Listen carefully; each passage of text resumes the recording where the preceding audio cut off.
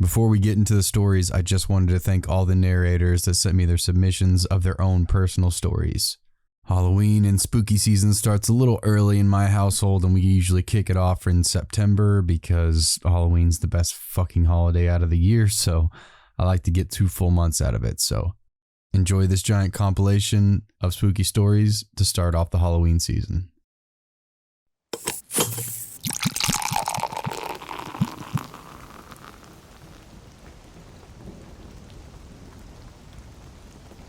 My 20-year-old daughter Lisa is at home from school visiting for a few days. Her bedroom is a storage room at the moment, so she slept in one of the bedrooms we hadn't furnished yet, aside from a mattress and a small lamp on the bedside table. I woke up to Lisa completely terrified. She said something was poking her side while she was laying in bed, then later grabbed her foot, lifted it several inches, and pushed it back down to the mattress. As the room was pitch dark, she couldn't see who it was. But my husband, who's usually a prankster like that, was her first thought. She quickly turned on the bedside table to reveal that no one was in the room. To this day, no one in our house admitted to this, and Lisa is adamant of what happened. If it was in fact my husband pranking her, I figured he would have definitely owned up by now, especially seeing how horrified she was. 2 days later, my son Adam was upstairs in his room when he heard footsteps coming from the attic above. Also what sounded like rustling at the crawlspace door, almost as if someone was ready to climb down. The noises immediately stopped when Adam got out of bed to tell my husband and I what he was hearing. We initially thought it could have been animals scurrying around up there, but the way Adam described it, we quickly ruled it out. What he explained sounded far too big to be any squirrel or raccoon. My husband went up there the following day to confirm that there was nothing aside from extra house insulation. No signs that anyone could have broken in through the attic window. It sort of left us all more puzzled. We just moved into this house in July, and there have been countless other situations. My kids always see shadows under doors from the hallway at night, almost as if someone is standing just outside of their bedroom doors. We have all heard footsteps. When I initially heard them, they were very distinct and clear, almost as if someone was walking up and down our stairs repeatedly. For all I knew at this point, while laying in bed, maybe it was one of my kids sleepwalking. I was concerned that they could hurt themselves on the stairs, so I walked down the hallway and looked down to the landing of the stairway to find nothing. Numerous times, my children have heard my husband or I call them, apparently almost like we're whispering, right behind them over their shoulders. Last night, my husband woke up to find a figure standing at the edge of our bed, leaning over top of his feet. He immediately sat up, and the figure disappeared. My husband isn't one to get spooked easily, so I could genuinely feel his sincerity. It seems as though these incidents are only becoming more common and more predominant. I don't really know what to expect going to bed tonight.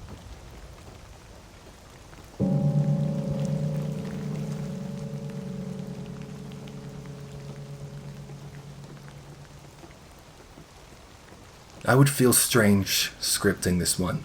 I haven't ever written an account of my own experiences. I prefer to take comfort in keeping the true horror at arm's length, translating it, anything like that. However, like most of you listening, we have our own stories to tell. And I thought to myself, what would people want to hear?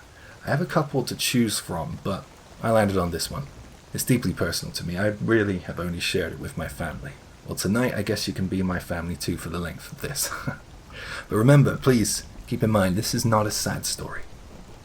When I was younger, I was in love, and her name will remain a secret. She was great. I mean, no words will express to you what she was to me, and I will have to settle for similes or metaphors or something like that. We met in our teens, we had so much in common. She could quote you anything from South Park. She could drink a beer faster than me, and she knew horror better than I do now. She's a big film freak, really awesome to be around. It was her who introduced me to so many films, actually. We both grew up in this rural town in England, so, you know, in the pre-video on demand era, we had to just buy DVDs or VHSs. We would just get reviews of films from friends, like cousins, school friends, whatever. And you can thank her for my interest in learning Japanese, I guess. To some extent, there's other stuff, but it was her who showed me such films like Audition, Versus, and The Happiness of the Katakuris. Hilarious. You got to watch that one day, if you haven't already. She was a big fan of the Trauma films, and a guinea pig ones too. She showed me this mad Japanese film called Mermaid in a Manhole. Man, it was rough to watch. I'll never watch that again, I think. Anyway, like me, she liked Japan. But you know, we never were really into like anime or manga or anything like that.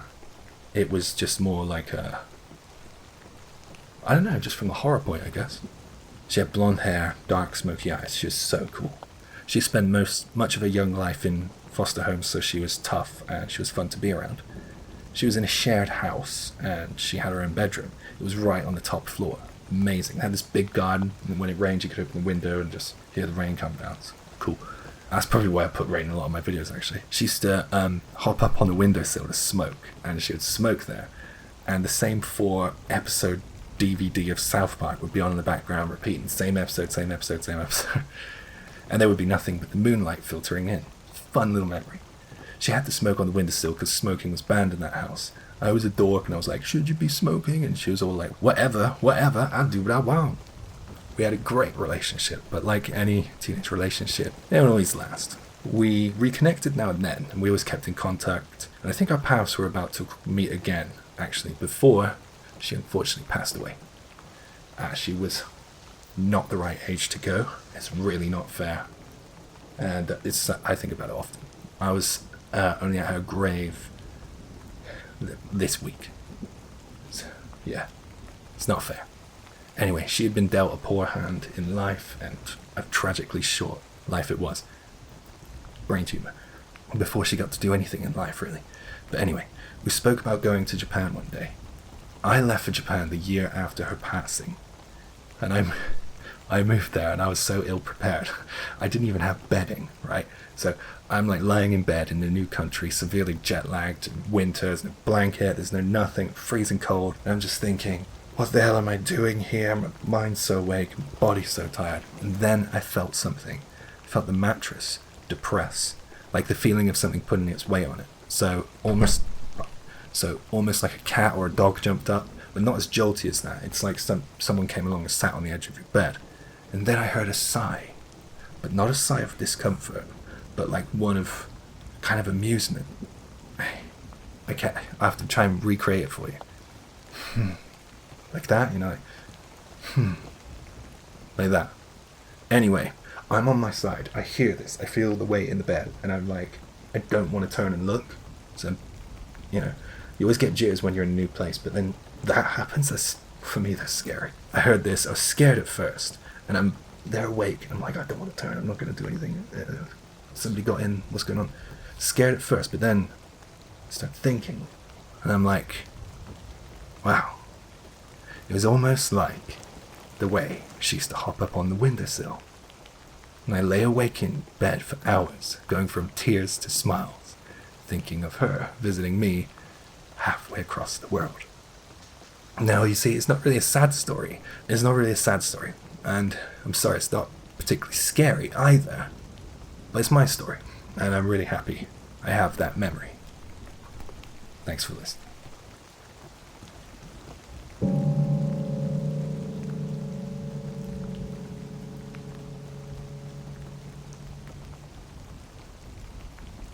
One night, my boyfriend and I were watching a movie in the living room when there was a knock at the door. I was 8 months pregnant at the time, and we were around 27 years old, and my kids, who were 5 and 7, were sleeping down the hall. My boyfriend got up and peeked out of the window, and he sees that it's Roger. We had met Roger a few months before, had helped with some flooring in his kitchen, and had chatted a few times. He's in his 50s or 60s, is very nice and lives alone. We had zero bad vibes from him.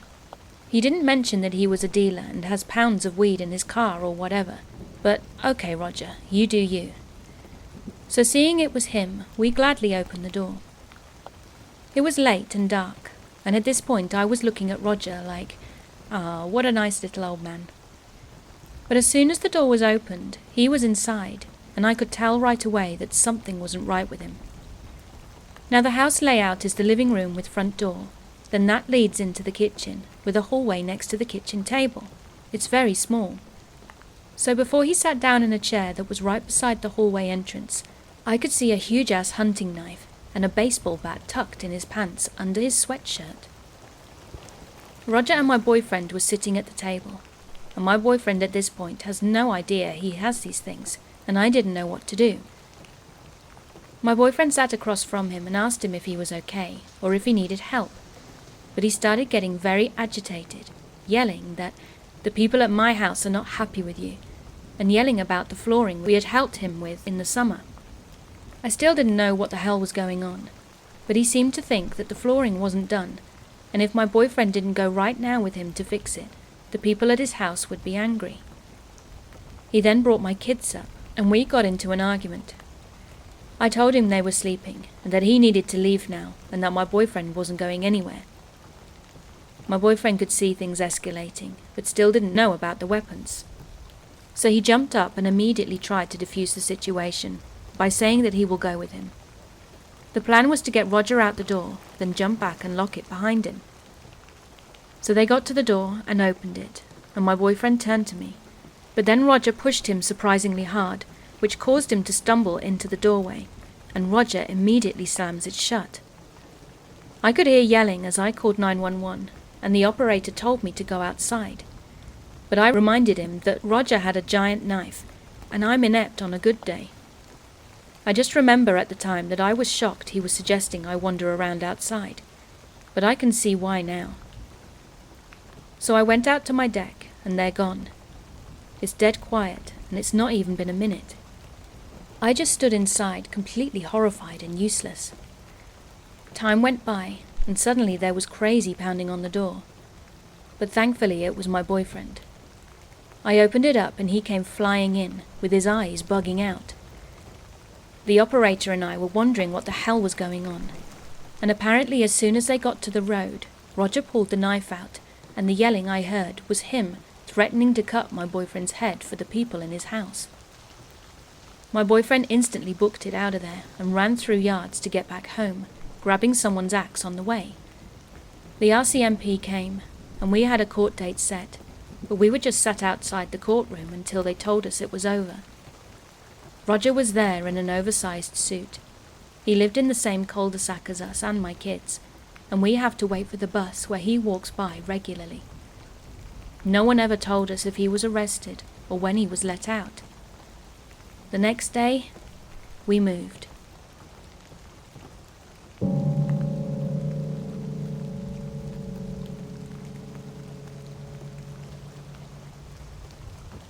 To give a bit of backstory, I do not scare easy. I will stand my ground. I grew up working on a farm. I played football. I had a black belt in Taekwondo, and I am a member of the 200 Club. Understand, this isn't macho bravado, because I will run if needed. Pride isn't something that will keep me from running. We'll just leave it at that. My point is, it takes a lot to scare me. All of that out of the way, let's get to the story. When I was still in college, at around age 20, my friends and I used to explore caves. We would spend almost every other weekend in these caves. Now these aren't the commercialized caves families will visit on vacation. These are the caves that some random person found in some random part of the woods that they only managed to stumble across, and then they told others about. My friends and I would usually go to 2 or 3 different cave systems every time we went out. We would travel all over Tennessee and Georgia to get to these amazing locations and little towns. We spent a lot of time in these little towns talking to the locals, trying to find these different locations. This is where we would learn from Billy Bob or Mary Ann how to get to these caves. We weren't really big on drinking, but we did like to find a nice spot in a cave, drink a few beers, and tell some good old ghost stories. And depending on the time we would enter the cave, we would often end up sleeping overnight and leave early the next morning. On this occasion, we had returned to a cave that we had been to a few times. It was a very large system. We would go back to this cave several times a year since we learned about the place. As many times as we had been there, we were far from exploring the entire system, so we would return from time to time to explore more of the cave. We frequented the cave often enough that we had sleeping bags hid there. Now, when I say this cave was huge, I mean it was huge. After the dozens of visits, we probably only explored about 5 miles of this cave, and there were still 2 other shafts left to explore. But this trip would prove to be my last trip into a cave ever. I will be changing the names of my friends for their anonymity. The entrance to this cave would be easily missed if you didn't have a guide the first couple of times. Even with the most detailed instructions, it would be almost impossible to locate. The mouth of the cave was no more than 2 feet wide and was hidden by several trees. They appeared to have been planted there to keep the entrance hidden. I don't think this is the case, but one never knows. That weekend, it was 4 of us, Drew, Alan, Selena, and myself. We packed our backpacks, made sure to have extra batteries, water, snacks, and a change of socks if needed, and we set off on the hike to the cave. When we arrived, we relaxed a few minutes before going in. Once inside, we set out to explore one of the parts of the cave that we hadn't been to yet. It was, according to those we spoke to, the largest of the passages. So we were very excited to see just how big it was. We decided we were going to stay overnight on this trip so we could explore as much as possible before we had to return to our normal lives. It took us about an hour to get to the unexplored passage, as there were a number of squeezes, so moving was a bit slow. We finally arrived. My watch said it was about 4 p.m. at this point, so I felt we had a good bit of exploring ahead of us before we would settle in for the night. We had a great time. So many beautiful sights, so many little corners to explore, gorgeous formations. We spent a good 6 or 7 hours just trying to take it all in. Of course, taking the best pictures we could so that we could show them off to those that weren't able to make it with us on this trip. We had decided we were going to start heading back and just set up our camp near our usual spot, closer to the entrance of the cave. We got our sleeping bags rolled out, set up a small lamp that illuminated just enough so that we could see the others, and plopped down, each in our own spot. We popped open some cold beers we had left behind and started telling stories as usual. After a couple hours of this, we turned in for bed. I was laying there just thinking about how beautiful the cave was, and I felt a cold hand on my arm. I looked in that direction and could barely make out Drew's form looking my direction. I made a joke about him not being my type, but I saw him shake his head no. I looked harder into the darkness so that I could see his shadowed face, and now I could see that he was scared. I followed his line of sight, and then I saw it as well. About 30 yards away was a shadow so dark that it stood out among the darkness. I have never been so terrified in my life. Something in my being told me that this was danger I had never experienced, and I needed to run. I scrambled for my flashlight, which was of all about 2 seconds, and shined the powerful beam at the exact spot the shadow was, and nothing. I was on my feet immediately. Alan, Selena, we are leaving now. I started getting my stuff together, and I noticed the others were doing the same. My friends know that I'm not one to panic or be fearful, so when I said we were leaving, they knew it was serious. We got our belongings packed in just a few minutes, and as we were about to head out, small rocks started to pelt us all around. Selena and Alan both started to panic, but I just told them to go as fast as possible, with Drew behind and myself in the rear. I kept looking over my shoulder as we went, not knowing what was happening, just knowing that we needed out. Whatever was behind us had no light, in a cave, and was able to throw rocks at us accurately. I was terrified, and every instinct in my body was screaming, "Run faster!" But in a pitch-black cave, with 3 others stumbling in fear in front of me, that would only make matters much worse. And I had this feeling, this sickening feeling, that if we panicked, whatever was following us would have been that much more dangerous. The only sound in the cave was the footfalls of my group a few feet in front of me, and a single set close behind. And suddenly, a second, heavier set, and they were both chasing us. A grip of fear overcome me. "Go!" I yelled, and immediately the others started running as fast as possible. I watched my friends start to stumble as they tried to run, and realized this is exactly what these things were wanting, playing with their toys. They were hunting. We were about 100 feet from the mouth of the cave, and I knew that we weren't going to make it before they caught us. "Drew, get them out of here. You know where I am if I don't come out," I yelled. I guess the tone of my voice made him realize there would be no argument, so he pushed them on. I spun around and lifted my flashlight at where the footfalls were coming from, and they stopped immediately. There, about 50 feet from me, were 2 figures that looked like they were just a couple of guys, wearing hoodies pulled down over their heads. I could not see their faces. I cannot express how much it terrified me that they had no lights in this cave, and that there were 2 of them, and they were fast. I stood there for what felt like an eternity. They didn't move, nor did I. Eventually, I started to slowly back away. I'd put another 20 to 30 feet between us before they started to stalk forward. I could hear that the others were getting outside of the cave, so now was my time. I spun and started sprinting for the entrance, but I could hear they were already gaining. I'm a 20-year-old man who'd played football, halfback. I ran track and ran sprints every morning. I was fast, but these 2 gained on me like they were training for the Olympics. At about 10 feet from the cave entrance, I could hear how close they were. I hit the entrance as fast as I could and tried to dive through the tight squeeze, and I felt a hand clamp around my right ankle.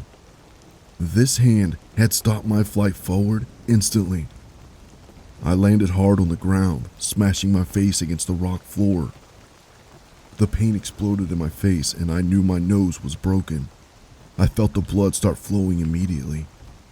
I tried to scramble forward, but could not kick out of this iron grip. I was about to turn and fight when I felt Drew's hand wrap around my wrist and start pulling, and almost immediately, the grip on my ankle released. Drew and the others pulled me out, and we wasted no time getting up and running back to our vehicle. It was nighttime, so we ran as fast as we could, but with branches whipping our bodies, tearing our clothes, and slicing our cheeks like tiny razor blades, it was much slower than we liked. We finally made it to my car and got in. I drove off as fast as I could. Safety was not a concern. I drove for about an hour and then just pulled over. There, we sat in the car, in silence for hours, each not wanting to break it for fear of acknowledging that actually happened. I do not know who or what was in that cave, but I do know if they chose to do us real harm, there would have been no stopping them. They were too fast, too strong, even for me. And that, my friends, is the last time I ever entered a cave.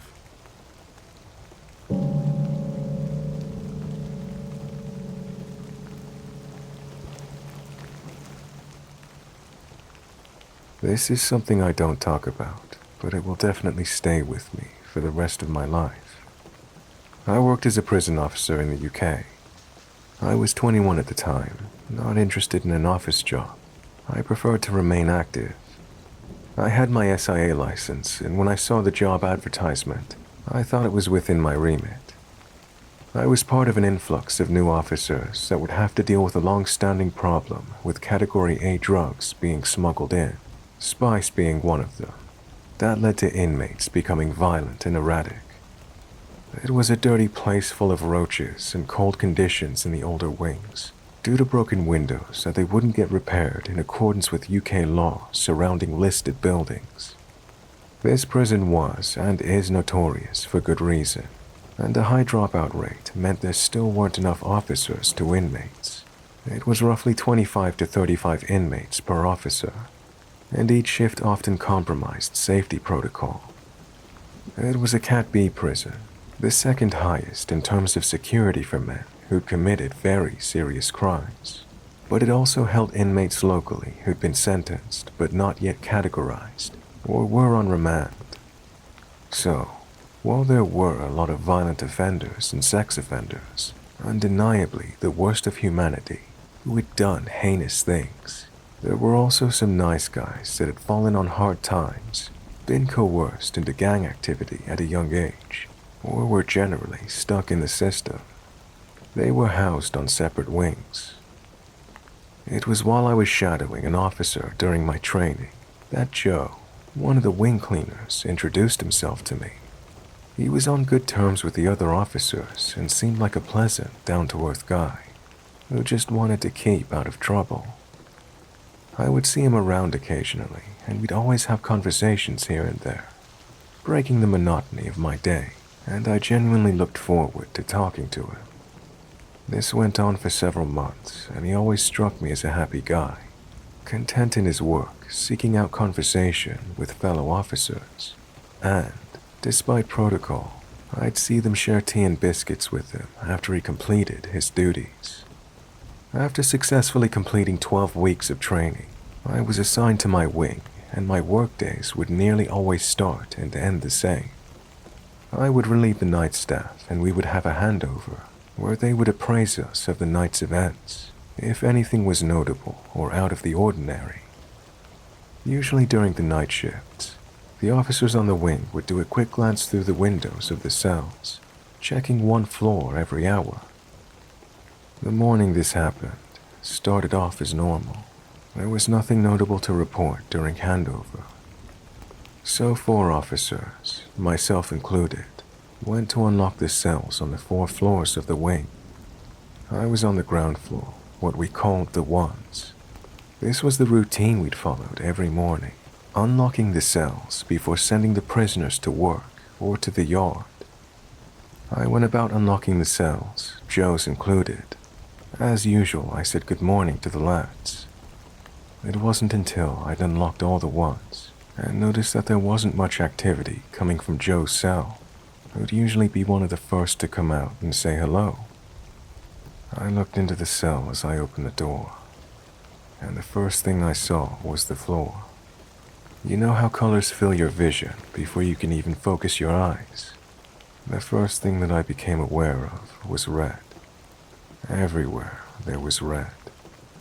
The entire floor of the cell was painted red, and that's when I realized what I was seeing was blood everywhere. That's when I saw Joe. Joe was lying in the center of it all, bleeding out. Except no, that wasn't right. Joe had bled out. It took me long seconds before it fully hit me. I could feel my pulse thumping against the side of my neck, and my face felt hot. Some of you may know what I mean by this. It was pure and utter shock and dread. I say he bled out because there was no doubt in my mind in that second. He was gone. There were lacerations on his arms and wrists, so many of them. They were crisscrossing over each other, forming Y shapes. It was so messy that it looked like an amateur butcher had used a pocket knife. That's really the only way I can describe it. Joe was lying on the floor of his cell, and his blood had left him. I shouted up to the officers on the floor above and went to check, just to see if he was alive. It was clear as day that he was gone. There was just too much blood. But whether out of instinct or training or just hope, I'm not entirely sure. I crouched down to check his breathing, and of course, there was no breath, but there was no obstruction to his airway, so I conceded he was gone. There was just this pit of dread in my stomach By this point, another officer was with me. We radioed in a code red, exactly what it sounds like. An on-call nurse was the first to arrive. A more senior officer took over, and my statement was taken. My uniform was coated in blood, my shirt and pants. They told me to go and clean it off. I don't remember what was going through my head as I cleaned myself up. I'm not sure I was thinking anything, really. For anyone who's experienced being in a state of complete shock, perhaps you'll know what I mean. It just felt so surreal. As I mentioned, there were staff shortages, one officer per floor of the wing, so I decided to finish the rest of my shift. I guess at some point it hit me that Joe, the guy who was always so upbeat, so happy to chat with everyone, and ultimately made a lot of our days better, was no longer with us. Maybe it was on the long commute home. Hindsight is 20/20. Looking back on the 2 weeks before Joe's death, he was a little more withdrawn, but these signs weren't enough to make anyone suspect what he would do. His demeanor didn't match up to other prisoners I knew who were on suicide watch. Not even close. I guess the term suffering in silence was accurate for Joe. He had hit it pretty well. Pay attention to those around you. Be kind, because you never really know what's going on with someone. In Joe's situation, I guess he was lonely and had a lot of time with his thoughts. The only ones there to really see what was going on with him were the officers and the other inmates. There's a huge hole in adequate treatment for mental health conditions within the prison system, and there's a long way to go before this begins to get fixed. Sadly, this wasn't the only suicide that happened in the prison whilst I worked there, and not the only violent incident by any means. So, remember to take a minute to ask loved ones and those around you, whom you are able to see every day, how they are. I've realized how fragile life is, something I won't easily take for granted again. Despite past transgressions, Joe was a great guy. I wish I had more time to get to know him. I was never one to contemplate the afterlife before this. But Joe, buddy, I hope the next life is treating you better.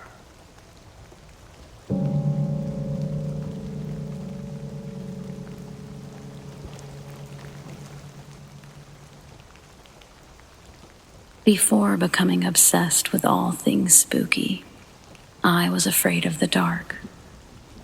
It could likely be traced to many different things, but mainly an array of sleep disorders. These disorders had terrifying symptoms, but I was eventually able to grasp the idea that these shadow people weren't real. The nightmares weren't real. I even underwent hypnosis to resolve sleepwalking. And though I find all of that interesting and terrifying in its own right, this story isn't about any of that, really. It's about a sleepover. The year is 1997. It was the summer before third grade, and Lisa was my new best friend. She lived one street over, so we hung out a lot. On this day, we'd been playing outside all day, doing neighborhood kid stuff, and it was getting to be dinner time. Though Lisa and I had hung out quite a bit, I'd never stayed at her house for dinner. So when Lisa asked if I could stay for dinner, I was pretty excited. And then just before dinner, Lisa asked if I could stay the night. I was excited, but nervous. I said I'd have to ask my parents. I'd already had a couple of failed sleepovers under my belt up to this point. But since I wasn't sleepwalking anymore, and I'd conquered my fears of the dark, I was sure I could handle it. I ran home, and I got the okay from my parents, threw a bag together, and ran back to Lisa's. That night I remember eating in her dining room, which I'd never been in before. It was darker now, and I couldn't help but feel like Lisa's house was a lot like other houses. It seemed to change a bit in the dark. I shook the feeling, just nerves. I'm just excited. So, I ate my dinner, and as I sat there, I was drawn to a photo on the wall. It looked like Lisa's mom, but she was wearing a wedding dress, standing next to a man wearing some sort of uniform. The photo was black and white, and it looked really old. It was just one small photo in one small frame on a large wall. The wall had 2 chairs beneath it, and after dinner, I sat in one of the chairs, further examining the photo. Lisa's grandmother sat in the chair next to me and started knitting. I asked her who that was in the photo, pointing just above her head. It wasn't her that answered me, though. It was Lisa, still sitting at the dining room table. She says that it was her grandfather, and that the lady in the dress was her grandmother. Then Lisa's mother continues the story, saying that he passed away a couple of years ago. Pointing to the chair I'm sitting in, she explains that this was his chair. Lisa interjects for a second time, telling me that he died in this chair. Her mom pops out of the kitchen again, giving her a look and telling her to shh. She then looks at me saying, "It's okay," and gives me a wink of reassurance. I didn't want to make anyone feel bad at that moment, but I was slowly starting to regret my decision to spend the night. Soon after that whole ordeal, it was officially nightfall. We'd been occupying ourselves with scary stories and funny stories, and the kids, which consisted of myself, Lisa, and her younger brother and sister, were told to go downstairs if we wanted to stay up and be loud. The adults were going to watch TV. I realized in that moment that I'd never been downstairs before. It was Lisa's room. Well, it was all of their rooms. A large open area with one large bed and bunk beds. The first thing I noticed was that there were no windows down there.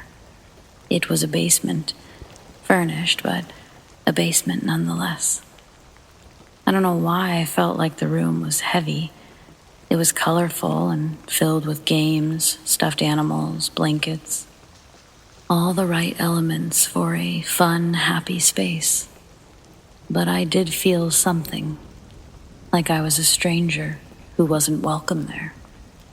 I hated to admit it to myself, but Lisa's house was scary. I didn't have to tell her that, though, so I kept going like I was having a great time, no worries in the world. And then it was bedtime. Lisa goes to turn off the light, and when she does, I realize that she doesn't use a nightlight. And there's no windows, no moonlight. I remember saying something out loud like, "Wow, it's super dark," hoping that would prompt her to turn on the light or a nightlight. But there was no nightlight. I laid there for a long time, listening to everybody else fall asleep. Even though I knew I wasn't afraid of the dark, I also knew I was afraid of something. I was at least unnerved. As I laid there, even with my eyes open, the image of her grandfather's chair, empty, in a dark room, it wouldn't leave my head. Why was I thinking about this? I tried to change my thought process, but the image stayed in my mind. As I lay there, definitely not able to sleep, I found myself looking across the dark room. And it wasn't long before I could see a light. Not just any light, though. It appeared out of nowhere, and it was moving. It wasn't a white light. It was sort of greenish in color, pulsating through levels of brightness, but maintaining its color. I watched as the orb started moving throughout the downstairs. It was hovering closer to the ceiling than the floor, and it was moving in the direction of where we were all sleeping. It didn't move like anything I'd ever seen. It had more purpose than a fly or a bug that you'd see flying around. As my eyes darted around the room, I tried to find the source of the light. I couldn't. It was still pitch black everywhere besides exactly where this floating ball of green light was. I thought maybe it was a reflection of sorts, not putting together that without any light or mirror or window in the room, there wasn't much of an opportunity for a reflection. I was sort of desperate to find an explanation. I needed this to be something not scary. I needed a normal sleepover. I was ready to give up and just try to get some sleep. But then I saw the orb start to float from person to person, starting with her youngest brother and then the middle child, hovering above each of them for just a moment. I knew it was only a matter of time before it was above me. But as the orb stopped above each of them, I could see that they were all sleeping peacefully. So I imagined myself doing the same. I relax and I close my eyes, and then I can feel or see the brightness in front of my closed eyes. As I open them, I clearly see the green orb floating directly above me. It's only there for a moment, and I watch as it quickly retracts closer to the ceiling, staying there for just a moment. And then, just as quickly, it darts up towards the stairs, rounds the corner, out of view. I remember laying there in total darkness, assessing how I felt. It wasn't terrible. It almost felt like maybe I'd just met someone. It's hard to explain, but even for that brief moment as it hovered above me, it felt like we were looking at one another.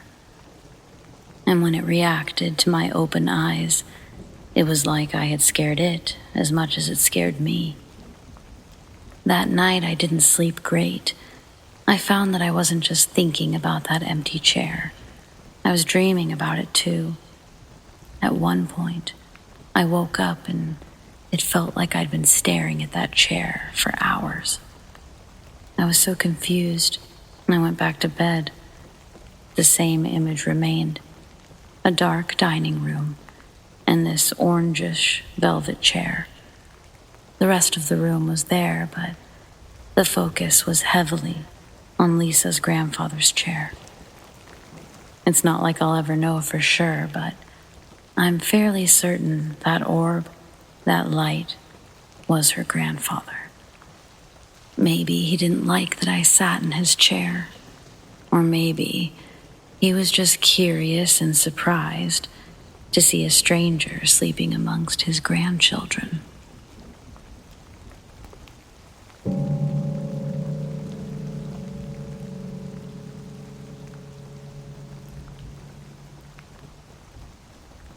For some odd reason, I don't remember much about my childhood. This story, this moment, I can recall like it just happened yesterday. I couldn't have been any older than 5 at the time. My mom had remarried, and her, myself, and my stepdad had found a home in a very small town. The house itself I remember being older and by no means perfect, but perfect for a family of 3 and had a lot of potential. To paint you a mental picture, when you walked up the flight of stairs to get to the second floor, a T-shaped hallway would lead to each of the 3 bedrooms. Immediately to your right was the master bedroom, and down a short hallway to your left would be the other 2 adjacent bedrooms. I remember my bedroom being in the bigger of the 3, the one immediately to your right. I could still vividly picture my giant red bunk bed taking up a lot of that room. Bunk bed had springs on it, not a box spring like most beds today.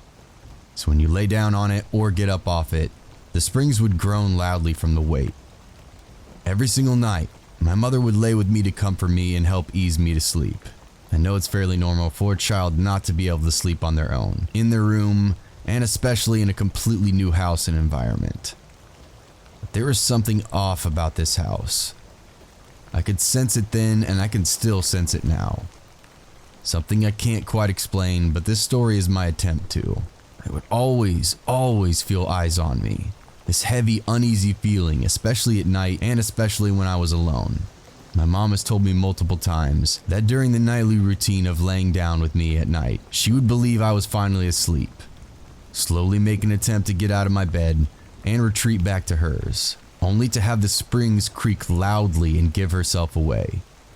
I'd wake up immediately asking, "Mom? Mom?" There would be occasions where I was sleeping hard enough for her to actually make the move silently back to her own bedroom. I would wake up sometime late into the night, only to realize I was now alone in my own bed. I'd shoot up, grab my blanket, and sprint down the hallway to their bedroom on the left. I'd climb up into their bed and place myself between them. That way I'd have a barrier on both sides of me and felt safer. Once I got comfortable enough, I'd fall asleep not long after. This is where shit gets really weird. Not only did I not understand these events as a child, I still have no real answer to what this was or why. Not every single night would this happen, usually a few times a week. I would wake up in a panic, laying on my right side facing the bedroom door. The first thing I would take note of was that the door was halfway ajar, and a small portion of the hallway light would be spilling into the room.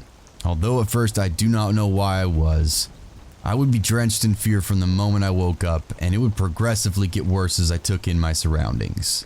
The next thing I would notice was that I wasn't able to move at all. I was completely paralyzed. The only thing I could move was my eyes. The next thing I took note of was that I was now alone in my parents' bed. My stepdad was no longer in front of me, and my mom was no longer behind me. I knew this because the entire bed in front of me was completely empty, and I could feel the edge of the bed itself on my backside. This obviously would crank up my fear more and more. The next thing is definitely the worst part, and this is what's still really unexplainable today. I would feel the back of my pajama shirt lift up, and someone would start to caress my back, sort of like a mother would do to comfort their child. Only this was the same feeling I described earlier, where it just felt off and very weird. Somehow I knew this was not my mother, and I knew this was not my stepfather. In these moments, I would be completely consumed with fear and terror. I was paralyzed, so I could not turn around to see who it was. Although, thinking back now, I doubt I would have actually turned around even if I could have, to face whatever it was behind me. As the tears would silently fall down my cheeks, I would cry myself back to sleep. I'd shoot up awake later the next morning, still rattled from the events from the night prior. Only now, I was able to move freely. I'd jump out of bed and run to find my mom. They normally would be up and about, doing their normal morning routines. Most of the time, I remember finding myself scared to even talk about it, or to even tell my mom what had happened or ask. There would be a few times where I would try and casually bring it up to her, and she would do what parents normally do in these situations. Shrug it off as a bad dream and or an overactive imagination. There's absolutely no way this was a dream. I am 100% certain about that. I don't remember much about my childhood, but this memory is cemented in my head, and I can't recall happy memories or milestone events within our family. But I can recount every single terrifying moment of those nights as a child. Whatever this was would torment me a few times a week over and over for a few years, and then it suddenly stopped. I'm 31 years old and I still have no idea who or what that was. I'm writing and telling my story because I've kept it to myself for all these years. But not long ago, I overheard my younger brother talking about some weird experiences he's had growing up in the same exact house. I quickly realized that his bedroom is in fact the same bedroom I had all my experiences in as well. One day, while driving him home from school, I opened up to him. told him everything that had happened to me all those years ago. He then proceeded to tell me everything that has happened to him in the last 16 years since he's been living there. These next events and stories are his, and what he's experienced himself inside our childhood home. As a beforehand, I'd like to say that these stories are a bit lengthy, but stick with me. The first major encounter with an unwanted presence happened shortly after my 7th birthday. What I remember was going to my room and settling in bed. After a while of staring at the ceiling, avoiding bedtime as much as I could, I finally grew tired. I was turning off my dim lamp that sat next to my bed before lying back in bed. The room was dark and actually quite peaceful. I was extremely close to drifting off before I started to hear a startling noise. It was like a crackling sound. I opened up my eyes and sat up, confused on what could be making it. As I began to listen closely, I realized that the sound was more like a scratching than crackling, and it was coming from the wall above me. A skinny handprint was scratching itself onto the wall, like the way some animals get branded. Well, this hand was branding itself onto my wall. It was very faint, but extremely noticeable. The next thing I did was scream so loud that my parents ran in, wondering what was going on. The scratching had then stopped, and I told them what I heard and what I saw, but never mentioned anything about where the hand was located. My dad said it was just mice running through the walls before sending me back to sleep and retiring to their bedroom. He never once asked me where the handprint was or even tried to investigate it. Why? I do not know. For a long time after that, I slept in my parents' room until I felt comfortable enough to go back to my own room to sleep. However, I always slept with the nightlight on, hoping that whatever it was would be scared of the light. The handprint was visible for a few months, and I remember only showing it to my closest friend. It's now faded and is completely invisible since we repainted the room. I still have no idea what that hand was or who it belonged to, but I know for sure that it wasn't just mice. I was 9 at the time and had grown out of using that same nightlight when I slept. The memories of the handprint had stuck with me, however, but I was slowly beginning to doubt what had happened and started feeding into the idea that maybe it was just mice. However, my strong doubt had all come crashing down one night. This was an ordinary night. I turned off the ceiling light, leaving the room in shadowy dark. I laid down and went to sleep rather quickly. I had no need to waste time staring up at the ceiling and avoiding bedtime because this night I was actually tired. I was asleep for what felt like minutes, maybe it could have been hours, but I didn't know. All I remember was opening up my eyes and staring up at that dark ceiling fan. I was lying flat, which gave me a good view of my room through my peripheral vision. I could barely see my dresser and my bookshelf in the corners of my room. My eyes darted to one of the corners of my room. There, I could just slightly see an extremely skinny figure hunkering over my nearby dresser. My heart rate began to pick up, thinking that whatever left that handprint on my walls 2 years prior had come back to pay me another visit.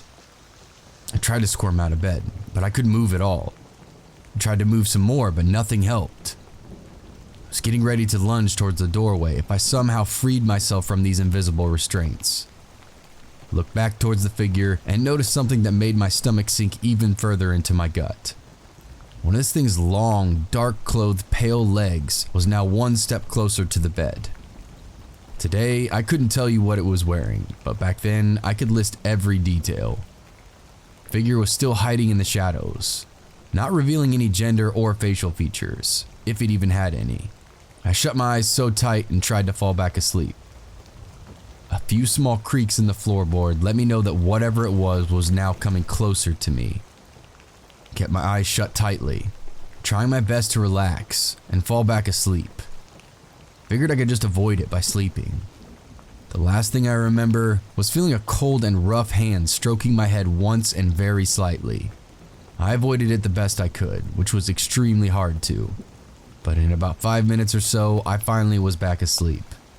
The next morning, I awoke to nothing in that corner, and I could finally move my body and wasted absolutely no time getting out of my room. I later found out what had happened could possibly have been sleep paralysis.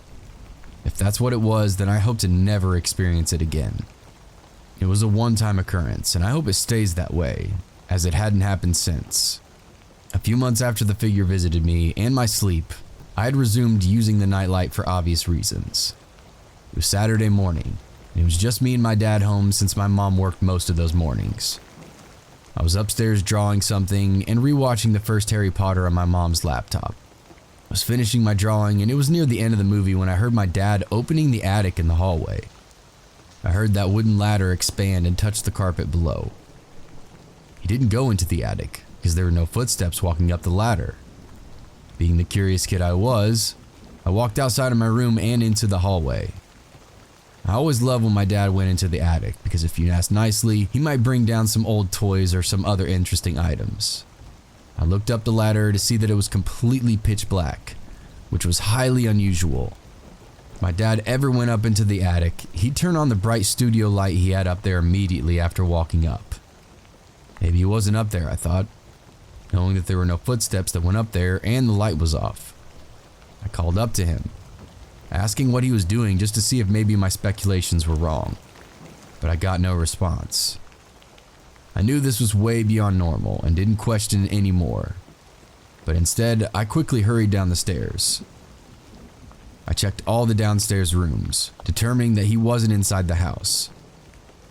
And I went out to the garage to check, hoping he'd be there, thinking it was the last place he could possibly be. Thankfully, he was there, and I asked him if he'd been inside the attic, or planned on going up there because I heard the hatch opening. He said no, claiming that he had been outside in the garage for the past hour. I didn't interrogate him anymore and walked back inside, keeping my eerie experience to myself. I didn't return upstairs until night came, when it was time to go to bed, but I did momentarily glance up the stairs after coming back inside.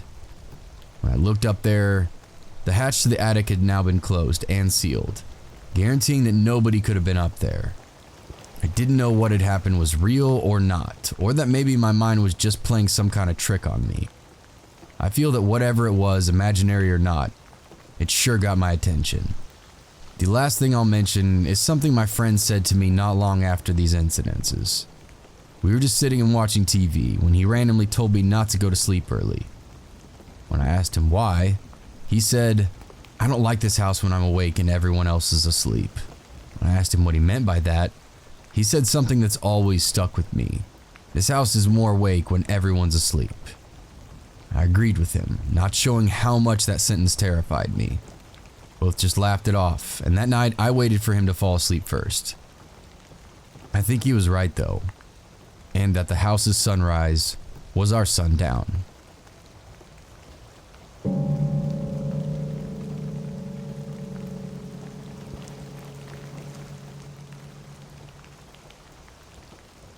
We as humans fear things we cannot see. Ghosts, spirits, demons, angels. And for some, we fear the dark. Not the dark itself per se, more so of what may or may not be lurking in the shadows. Nyctophobia is real. You can be in your happiest, most familiar place, but turn off the lights, and your mind starts playing tricks on you. Our minds tell us that we're not alone, and someone or something is waiting to make its move. This irrational fear, as some may refer to it as, has stayed with me well into my adult years. Do I still sleep with the nightlight? Must I have my phone with me at all times in case I need the flashlight? You bet. It all stems from the basement. I've always called it the haunted basement when telling this story, and not the haunted house. The reason being is the house as a whole was not the problem. I never felt anything odd in my room or the living room or kitchen. It was only when I entered that dreaded basement that I felt an overwhelming sense of fear. Now, I don't mean the kind of fear like you get from watching a scary movie or riding a roller coaster. No. This was something else. Why wouldn't you just avoid the basement, you ask? Well, I would have, but the washer and dryer were down there, and a girl had to wash her clothes. Now let me start by saying this wasn't your typical modern-day basement. This was the basement of a house that was built in 1900. It seemed as though some of the previous tenants did not get their eviction notices, especially the man with the mustache, as we referred to him anyway. I can't say just how many spirits occupied the basement, but I know for sure there were at least 3. In this retelling of my experience, we're just going to focus on one, but perhaps we can revisit at a later time. The man with the mustache. He was not a good man, not a good man at all. It was the night before picture day. You remember those, right? Everyone had to look their best. Well, in typical Danie fashion, I had failed to plan out my outfit, and of course I realized I had nothing suitable to wear that was clean. Without going into too much detail, let's just say I had to take care of myself growing up, so asking my mother to throw a load of laundry in was not an option. It was up to me and my 9-year-old self to man up, so to speak, and make my way to the basement. Mind you, at this point I had not had any experiences with any of these spirits. The basement just freaked me out. I knew I had good reason for it, I just couldn't quite put my finger on it. Until that night. It was approaching 9 p.m. and the dryer buzzed. I ran quickly, grabbed the laundry basket, and headed towards the basement. Before going downstairs, I remember begging my sister to accompany me, but she was a much bigger coward than I was. Instead, she made her excuses. She teased me and told me to stop being a little baby. I rolled my eyes, took a deep breath, and once again started for the basement. Nothing happened when I put the clothes in the washer, so I don't really know why I was so terrified to go down there for a second time. It must have been my gut feeling going into overdrive. It was a chilly September night, but the frigid temperature coming from the lower level of the house was far too cold, and it did not feel right. The stairs to the basement were extremely narrow and slightly curved at the bottom. It was basically a death trap. On a separate occasion, I almost fell, but I was saved by another spirit or something.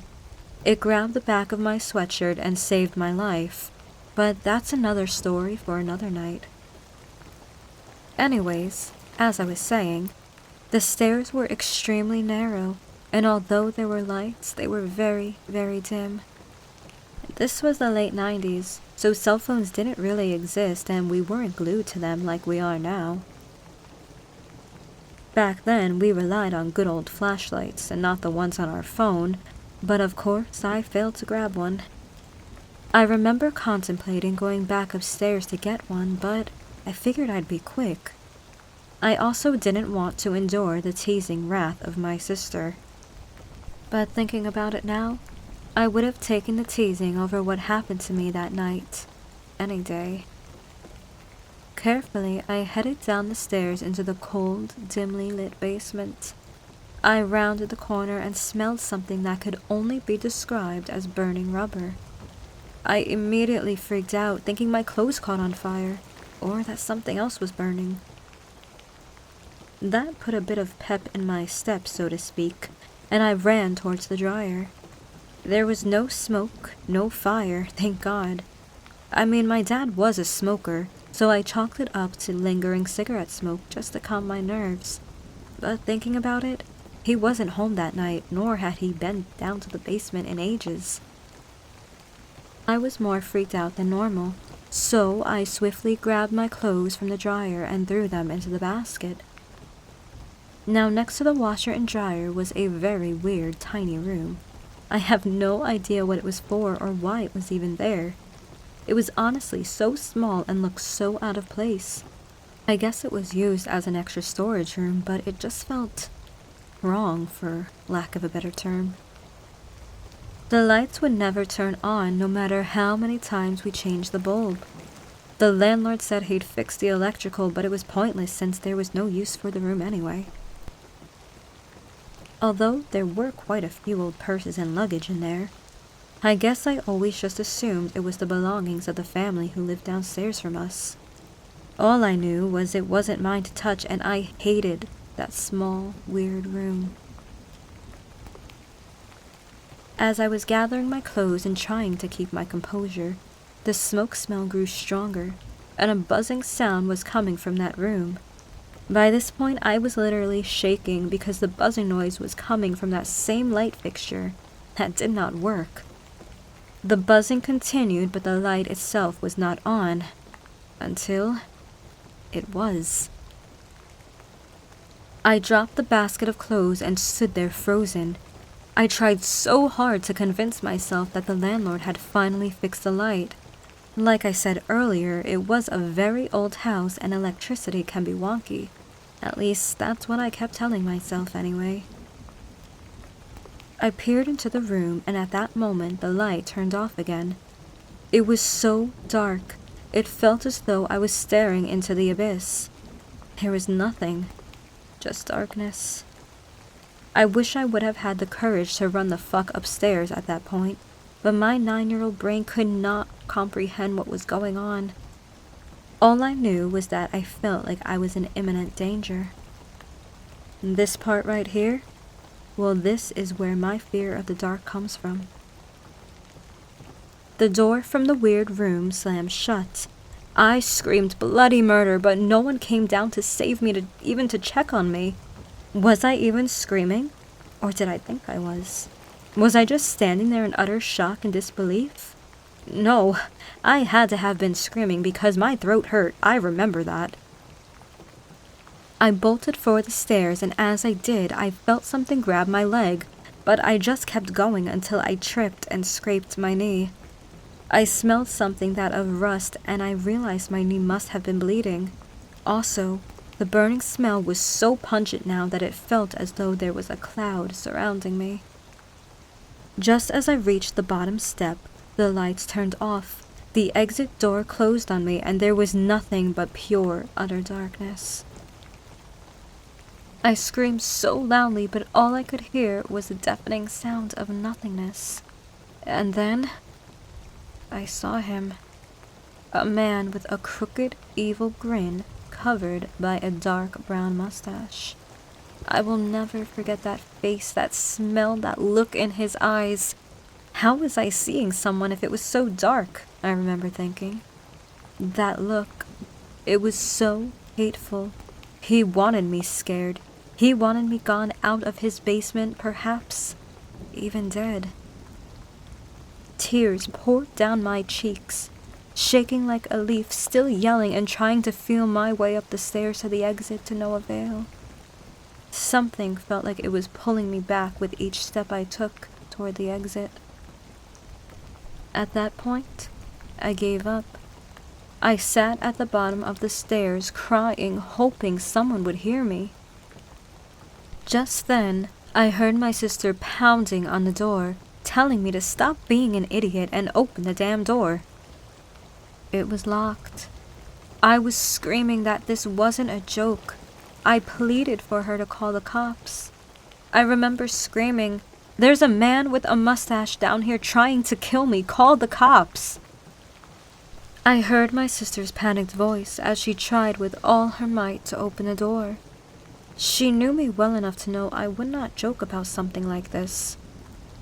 Just as she yelled out, "I'm calling the police," the lights turned on. The door unlocked. The man with the mustache vanished. I flew up the stairs, and I must have looked crazy because my sister looked at me with a terrified expression. I told her the entire story as soon as we went upstairs, and we kept the TV on that night, and actually every other night going forward. It took me a very long time to go back down to that basement. Although I hated that basement with every fiber of my being, I still had to wash my laundry. My sister and I came up with a buddy system, and we never went down there alone again. We even went as far as to making sure the other family was home. We knock on the door and just let them know that we were going down into the basement. We never told them the full story, just that the door somehow got jammed and I was left down there, so they were very understanding. Unfortunately for us, that was not the last time we encountered the man with the mustache, but that was the most intense experience either of us had with him. I wanted so badly to believe that my mind was playing tricks on me, that the darkness drove me a little mad. But when my sister saw him the next time, I just thought, well, maybe we're all mad down here.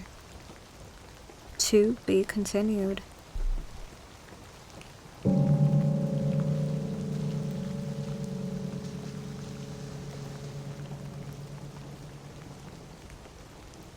This took place back when I was just 16. It was the summer between 10th and 11th grade, and a couple of my friends had convinced me to do this summer drama production. Our rehearsals took place at the local middle school, which was built in 1958, and for the most part, it was a very fun experience. All except for one incident. During rehearsals, there was a lot of downtimes. If there was a scene being rehearsed that you were not a part of, you could just explore the school. Being teenage boys, my friends and I managed to gain access to the old basement in order to look around. When we first went down the old steps, we noticed a large room with what appeared to be boilers or some kind of AC heating unit. We looked around but quickly got bored. That was until we noticed a door at the base of the stairs that we somehow missed. My friends David, Josh, Cole, and I all approached the door and opened it. It was a very long room, probably 15 by at least 50 feet, and the floor was completely covered in dirt. Dust filled the air, which made it very hard to see. It was probably filled with asbestos or lead paint chip particles, but hey, we were young, so we didn't care. Stacks of desks and chairs lined the walls, going the whole way back to the room. "I've been down here before, but I've never seen this room," said Josh. "Yeah, I guess this is where they store all the extra desks and stuff," I replied. We continued walking back to the room when we realized the floor actually sloped up towards the ceiling, gradually. By the time we were nearing the end of the room, we noticed that there were large amounts of pipes at the end and the dirt sloped up to the pipes, which made the ceiling only about 3 feet high. At this point, we figured that we were under the foundation due to the pipes and dirt, but we continued. I decided to take the front and start crawling through the mess of metal and PVC pipes. Over the first, under the second, trying to not hit my head. I pointed my phone flashlight into the mess of pipes to see where I was going. That's when I saw it. It was almost like a picturesque horror movie scene.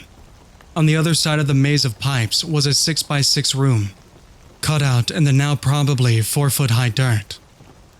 In the center of the room was a lone chair, just sitting there ominously. I immediately froze in not only fear, but confusion. There wasn't anything necessarily scary about the chair, but it gave you this feeling, almost like there was someone in it watching you, but there wasn't. I quickly yelled for my friends. They all came crawling through the pipes until they saw it. We made the decision right then and there to get the hell out of that basement.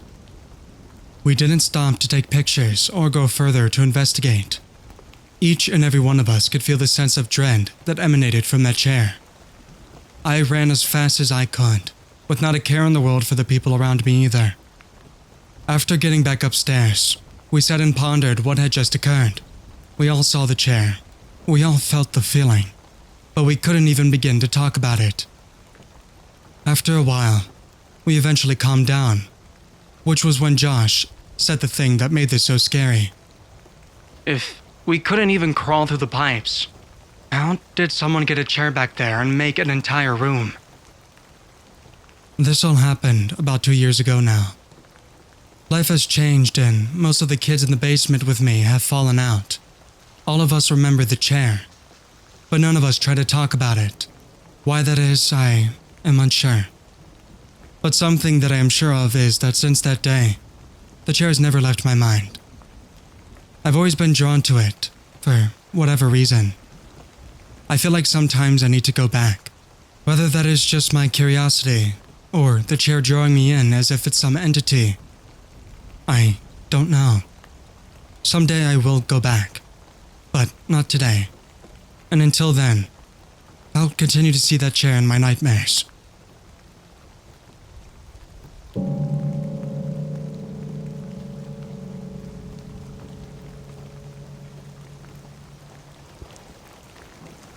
Haunted mining town. My high school had a camping holiday that I was forced to attend. It didn't matter how much I tried not to go, no matter how much I complained. My parents were determined to make me go. There were some other school groups from the local area who also came. Again, I wasn't allowed to stay home. We were going to stay in the bush where some ruins were from early settlement times. From what I remember, the town is from the Gold Rush era and has been abandoned for over 100 years, I think. We heard stories that it was apparently haunted by some of the early miners who died. We were also told that they had lived hard lives and the town was full of crime. So, it sounds like it would be a hotspot for paranormal activity. However, we were there for our history unit at the time.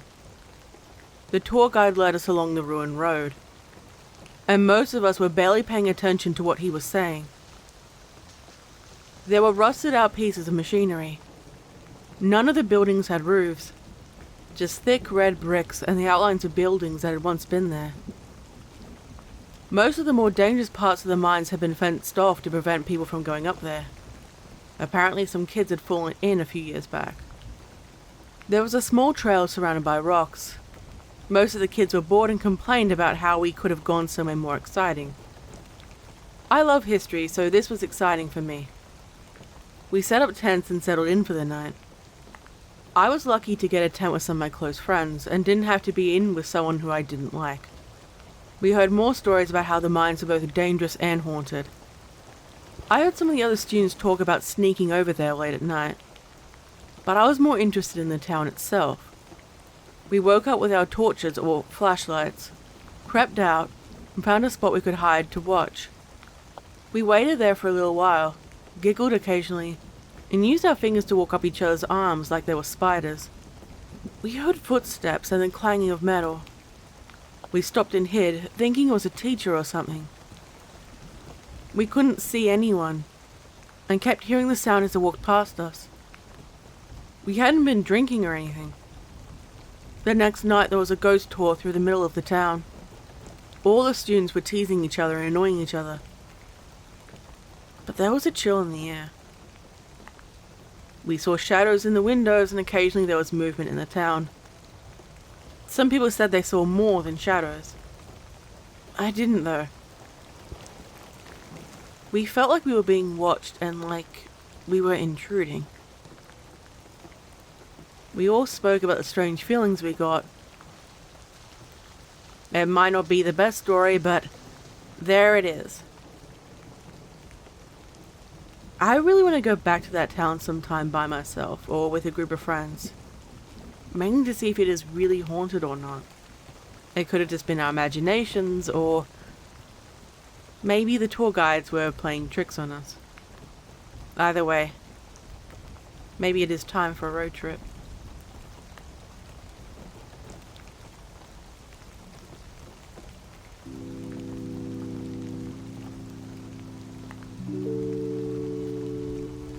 Hey everyone, thanks for listening if you stuck around at this point. If you haven't yet, please hit the like button, the subscribe button, and that notification bell to be notified when future episodes come out. If you have a true scary story of your own, feel free to send it to my email or post it to my subreddit. You can stalk me on Twitter, you can stalk me on Facebook, and you can also stalk me on Instagram. All these links are below. Again, I can't thank every single one of you narrators enough for submitting your story. Every single one of you is awesome, and I really, really appreciate it.